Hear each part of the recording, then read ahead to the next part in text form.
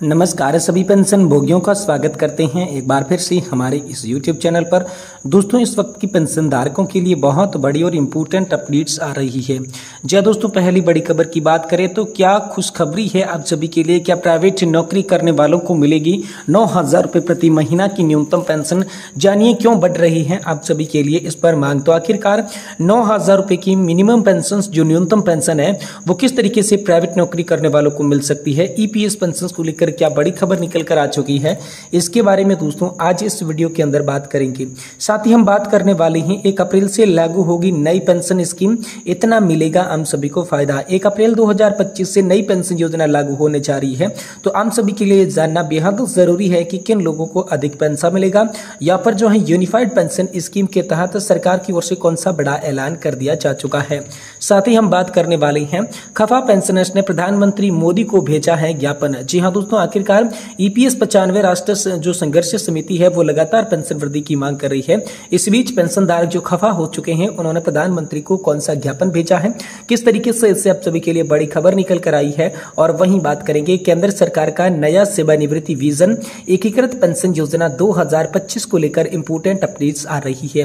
तो दोस्तों आज की इस वीडियो के अंदर 4 प्रमुख बड़ी खबरों को हम जानेंगे, इसलिए आपसे निवेदन करते हैं कि दोस्तों आज की इस वीडियो को आप लास्ट तक देखने के साथ साथ हमारे चैनल को सब्सक्राइब कर दें और साथ ही वीडियो को लाइक जरूर कर दें। तो चलिए बिना किसी देरी के संपूर्ण खबरों को विस्तार से आज की इस वीडियो के अंदर जान लेते हैं। जी हां दोस्तों, हम सभी के लिए खुशखबरी है। क्या प्राइवेट नौकरी करने वालों को भी मिलेगी 9,000 रुपए प्रति महीना न्यूनतम पेंशन। जानिए क्यों बढ़ रही है इसकी मांग। वर्तमान में ईपीएस 95 लाभार्थियों को प्रतिमाह 1,000 रुपए की पेंशन मिलती है, जिसके बारे में लोगों का कहना है कि यह बहुत कम है और इस राशि से जीवन यापन करना मुश्किल हो रहा है। केंद्र सरकार ने पिछले साल केंद्रीय कर्मचारियों के लिए यूनिफाइड पेंशन स्कीम लागू करने की घोषणा की थी। ये योजना 1 अप्रैल 2025 से लागू हो जाएगी। यूपीएस की घोषणा के बाद कर्मचारी भविष्य निधि संगठन के अंतर्गत आने वाले निजी क्षेत्रों के कर्मचारियों ने भी कर्मचारी पेंशन योजना के तहत बढ़ी हुई मासिक पेंशन की मांग उठाना शुरू कर दी है। दरअसल वर्तमान में ईपीएस पेंशन के तहत 1,000 रुपए प्रति माह की पेंशन है, जिसके बारे में लोगों का ये कहना है कि ये बहुत कम है। इस राशि से जीवन यापन करना बहुत मुश्किल हो गया है। सरकार से अब पेंशन भोगी इसे बढ़ाकर 9,000 रुपए करने का आग्रह कर रही हैं। इसके अलावा पेंशनर्स की मांग है कि उन्हें फ्री मेडिकल सुविधाएं और महंगाई भत्ता भी यहाँ पर मिलना चाहिए। यहाँ पर जो है मनसुख मांडविया जो मंत्री है उनको यहाँ पर पत्र भी लिखा जा चुका है। मीडिया रिपोर्ट्स के मुताबिक हाल ही में केंद्रीय श्रम और रोजगार मंत्री मनसुख मांडविया को Chennai EPF pensioners welfare association ने पत्र लिखा है।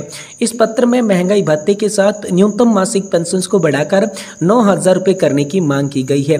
80 लाख है हाल फिलहाल में पेंशन भोगी। तो वर्तमान में तकरीबन ईपीएस 95 पेंशन के तहत करीब 186 संस्थाएं हैं और इस कैटेगरी में तकरीबन 80 लाख पेंशन भोगी आती हैं। ईपीएस 95 राष्ट्रीय संघर्ष समिति के अध्यक्ष कमांडर अशोक जी रावत ने कहा है कि केंद्रीय बजट से पहले वित्त मंत्री निर्मला सीतारमण के साथ पेंशन बढ़ोतरी को लेकर चर्चा हुई थी, लेकिन बजट में वित्त मंत्री ने इसको लेकर कोई भी घोषणा नहीं की है। ईपीएफओ प्रोफाइल अपडेट करना हुआ आसान, इसको लेकर भी आप सभी के लिए बड़ी खबर आई है। साथ ही 26 तारीख को किया देश में हड़ताल का आह्वान। जी हां दोस्तों, पेंशन भोगियों ने महाराष्ट्र के नासिक में ईपीएफओ ऑफिस के बाहर प्रदर्शन किया। इस दौरान उन्होंने न्यूनतम पेंशन 1,000 रुपए से बढ़ाकर 9,000 रुपए करने की मांग की। इसके अलावा देश के विभिन्न श्रमिक संगठनों ने श्रम संहिता को खत्म करने और निजीकरण बंद करने की मांग को लेकर हम सभी के लिए देशव्यापी आंदोलन करने की भी बात कही है।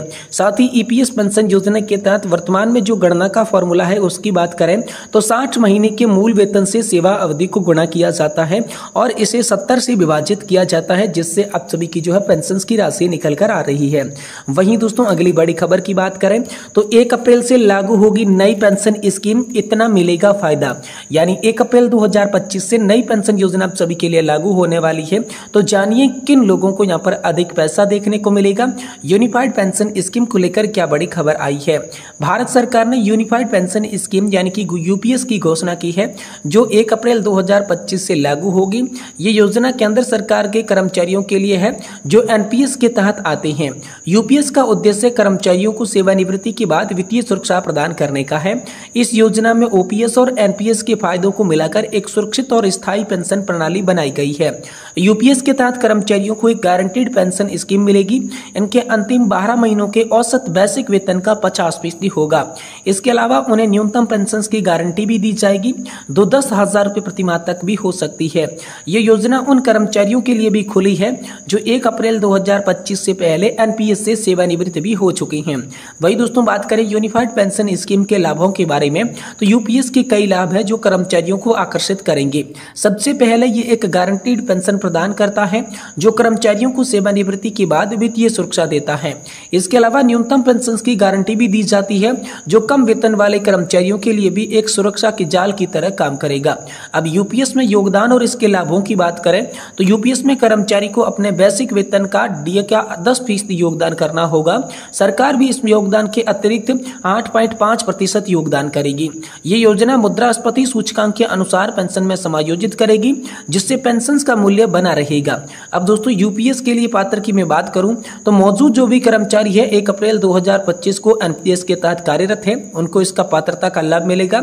नए जो कर्मचारी 1 अप्रैल 2025 या इसके बाद नौकरी में शामिल होंगे उन्हें 30 दिनों के भीतर विकल्प चुनना होगा। अब जो सेवानिवृत्त कर्मचारी है तो 31 मार्च 2025 से पहले एनपीएस से सेवानिवृत्त हो चुके कर्मचारी भी इस पात्रता मानदंड के अंदर आएंगे। और मृत कर्मचारी के परिवार की बात करें तो जिनके पति या फिर पत्नी की मृत्यु हो गई है और वे यूपीएस का विकल्प नहीं चुन पाए वो भी इसके लिए पात्र माने जाएंगे। वो भी अब दोस्तों इसका विकल्प जो है वो चुन सकते हैं। अब यूनिफाइड पेंशन स्कीम की तुलना एनपीएस से करें तो यहाँ पर सबसे पहला है गारंटीड पेंशन। यूपीएस में गारंटीड पेंशन मिलती है जबकि एनपीएस में बाजार के प्रदर्शन पर यह पेंशन निर्भर करती है।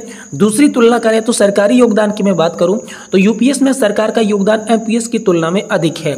और तीसरी यहाँ पर तुलना करें तो न्यूनतम पेंशन, यानी कि यूपीएस में न्यूनतम पेंशन की गारंटी है जो एनपीएस में बिल्कुल भी आप सभी को नहीं दी जाती है। तो इसी के कारण यूनिफाइड पेंशन स्कीम आप सभी के लिए बहुत ज्यादा स्पेशल और खास हो जाती है। ये बड़ी खबर हाल फिलहाल में निकल कर आई है। यूपीएस के लिए आप जो है ऑनलाइन आवेदन कर सकते हैं। कर्मचारियों को ऑनलाइन पोर्टल का उपयोग करना होगा, आवेदन पत्र भरना होगा और दावा फॉर्म 1 अप्रैल 2025 में उपलब्ध होंगे। कर्मचारियों को यह ध्यान रखना होगा कि एक बार यूपीएस का विकल्प चुनने के बाद वे एनपीएस के अंदर वापस नहीं लौट सकेंगे, इसलिए यूपीएस का जो भी चुनाव करेंगे वो सोच समझ कर करेंगे।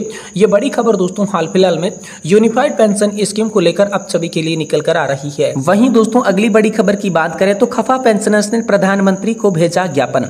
जी हां दोस्तों, ईपीएस 95 राष्ट्रीय संघर्ष समिति ने पेंशन में वृद्धि और पति पत्नी को मुफ्त चिकित्सा की मांग की है।